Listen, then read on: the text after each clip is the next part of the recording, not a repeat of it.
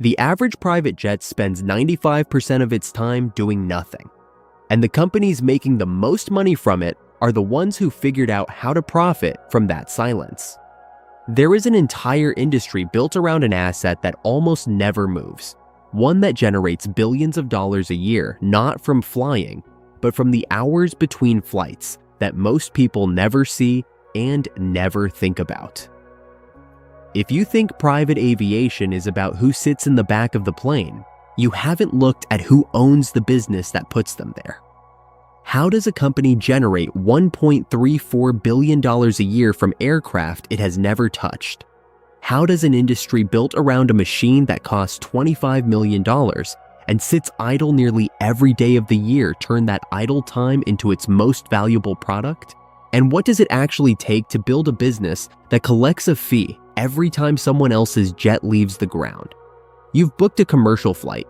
You've sat in a middle seat, waited 40 minutes on a jet bridge, and stared at a departure board that updated every 20 minutes with a new delay. And somewhere on the other side of that terminal, past a door you've never opened, on a tarmac you've never walked, a different kind of aircraft was waiting. No line, no gate agent, no boarding group.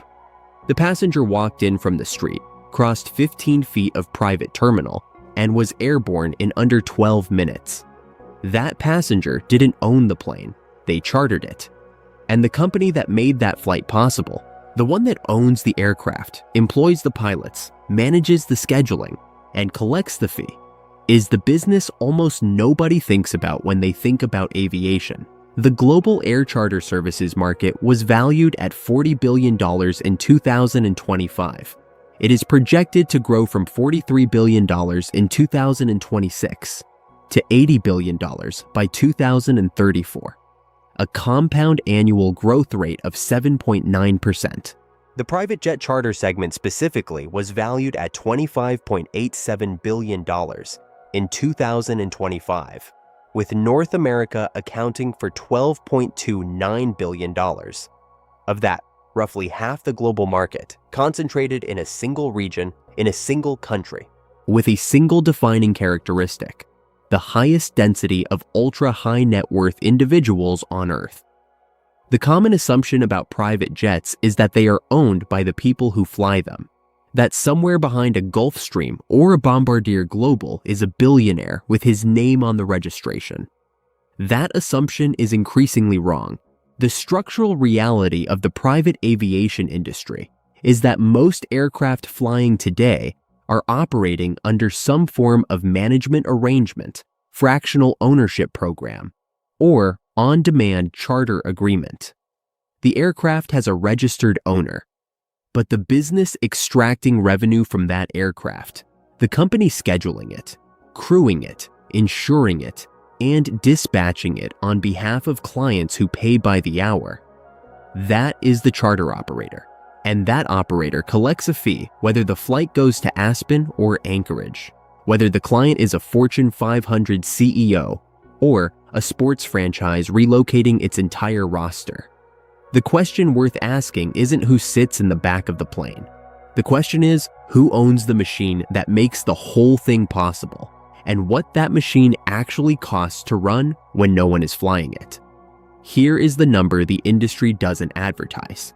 In 2024, the average private jet spent roughly 95% of its time on the tarmac, not in the air, not generating revenue, sitting, fixed costs running, the meter ticking.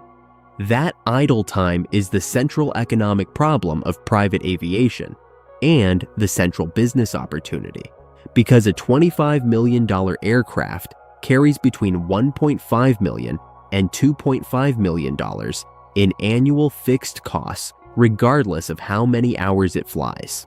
Crew salaries, maintenance reserves, hangar fees, insurance, management fees, and depreciation don't pause because the aircraft is parked. A Gulfstream G650 flying 300 hours a year, which is considered solid utilization in this industry, carries annual operating costs near $3.21 million, roughly $1.83 million in fixed costs, plus $1.38 million in variable costs, for an all-in hourly figure of approximately $10,700. Below 250 to 400 annual flight hours, ownership economics against charter or jet card pricing simply don't hold. You are paying for an asset that sits idle. The charter management company exists to solve exactly that problem, for the owner and for itself. The model works like this. A corporation or high net worth individual purchases an aircraft. They use it for their own travel needs, which typically amounts to 50 to 150 hours per year. The remainder, the hours the aircraft would otherwise sit idle, are made available for charter through a management operator. The management company handles the regulatory certification, the crew scheduling, the maintenance coordination, the client acquisition, and the dispatch. In exchange, it takes a percentage of charter revenue, typically between 15 and 20% off the top, and charges the owner a monthly management fee ranging from $12,000 to $28,000, depending on aircraft category. The owner offsets carrying costs.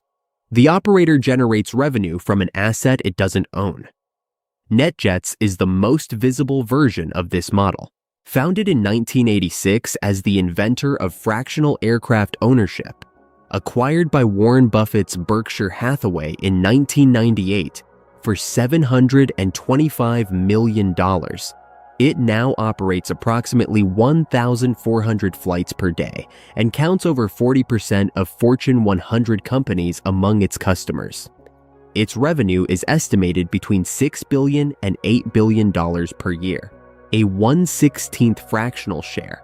The entry point gives the buyer approximately 50 flight hours annually and costs between $500,000 and $850,000 for a light jet, with monthly management fees of $12,000 to $15,000 on top of that.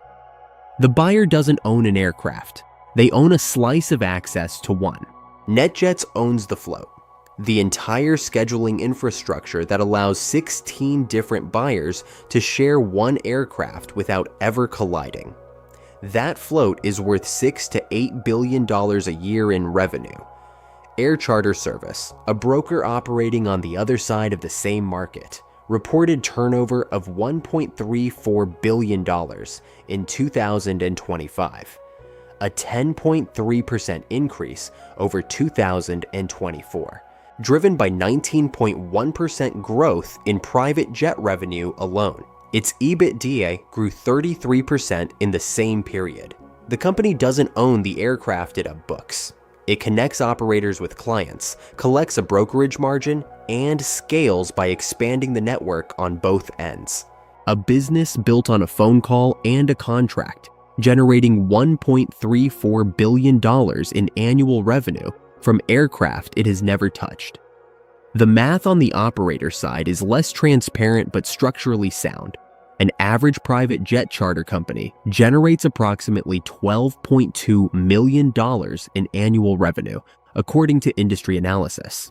Profit margins across the sector range from 10 to 50%, depending on fleet size, utilization rates, route concentration, and whether the operator owns its aircraft or manages third-party fleets. The widest margins belong to companies that have solved the idle time problem.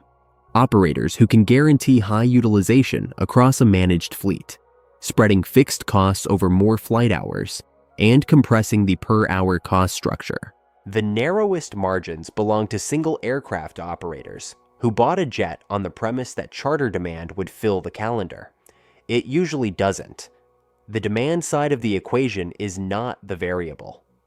The charter market is estimated at $30 billion per year, driven by 225,465 ultra-high net worth individuals in the United States alone in 2024, a number that doubled since 2017 as wealth creation and post-COVID flying behavior permanently shifted the calculus on commercial aviation for this segment. The variable is supply management. The variable is utilization. The business jet market, which encompasses ownership, fractional programs, and charter operations combined, was valued at $72.1 billion in 2024. It is projected to reach $113.4 billion by 2030 at a compound annual growth rate of 7.9%.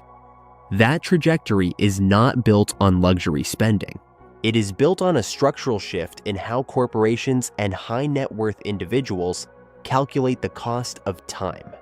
A Fortune 500 executive whose time is worth $10,000 an hour doesn't sit in a terminal for 3 hours waiting for a connection through Dallas. The calculation is arithmetic, not aspiration. There are 2 realistic scenarios for the decade ahead. In the first scenario, consolidation tightens the industry around a small number of large-scale operators who have solved the utilization problem at scale. NetJets is already there. 1,400 flights a day. A fleet managed with proprietary software that generates 35% more flight hours per aircraft than the industry average. FlexJet secured a $7 billion firm order for 182 Embraer jets in February 2025, financed by a $550 million unsecured bond completed in December 2024. Vista Global sought $1 billion in new capital and sold legacy aircraft to concentrate on long-range segments. The companies investing in scale are betting that the utilization problem is solved by volume, more aircraft, more clients, more routes, and that the operator who achieves that volume captures a structural cost advantage that smaller competitors cannot match. In the second scenario, the technology layer disrupts the broker margin before the large operators can consolidate it. Jet.ai is already deploying AI-enabled booking engines with instant itineraries and dynamic pricing, explicitly targeting broker commissions as the inefficiency to eliminate.